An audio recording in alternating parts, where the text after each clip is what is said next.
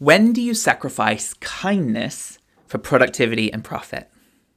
Hi, I'm DJ from Rainbow Dragon Digital. In today's video, I'm going to talk about the importance of making sure that you're staying kind in your communication in your business.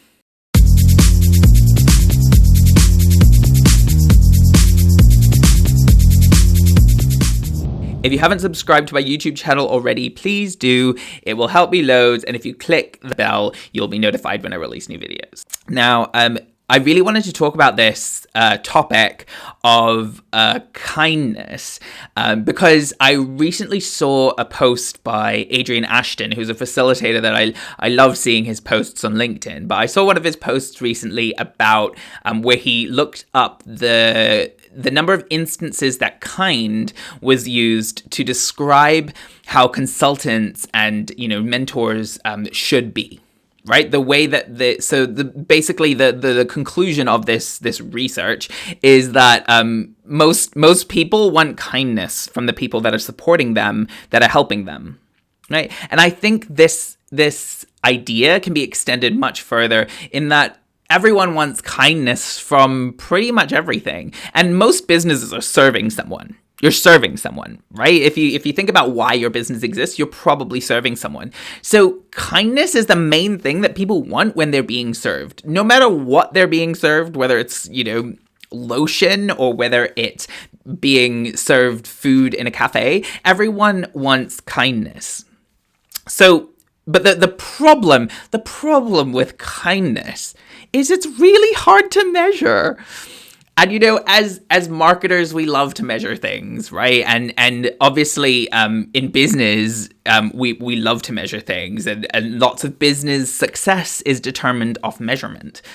But you can't measure kindness. You can't measure how kind you were to your customers. Maybe you can measure some kind of metrics that are adjacent to kindness, but it's really hard to actually measure, really get a complete sense of how kind your business is.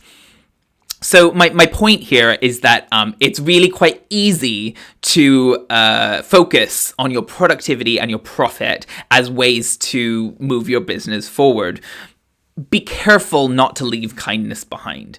The effect of kindness is kind of hard to measure, but it's also really important. And the ways we can measure the kind of adjacent things like this research that Adrian has done, it shows us that people care. They do care about how kind you are.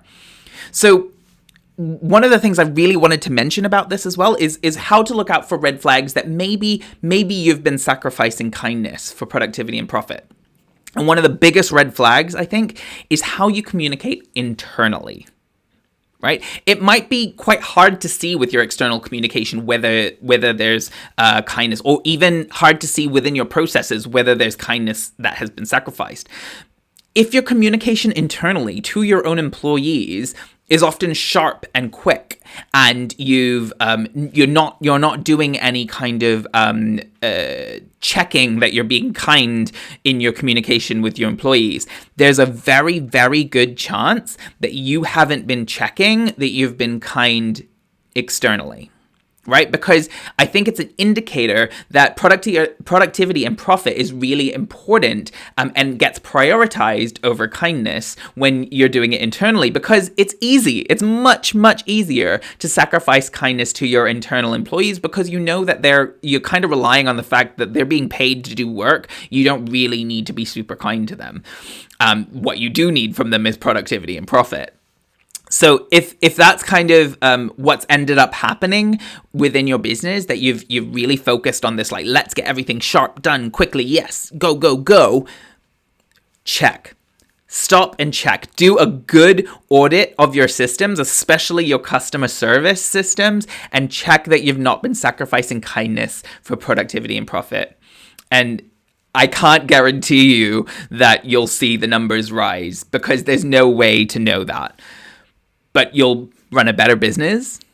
Your employees will feel better if you're kinder, and you'll be contributing to a better world. And I think that should be one of your goals as a business. If you want to have a chat about this, I love talking about ethics of marketing. I love talking about ethics of business. Have a chat with me. Also, I've started some discussions. So maybe I might be running a discussion right now. Who knows what's happening in the future? But get in touch with me. I'll happily point you in the right direction about discussions to do with ethical marketing.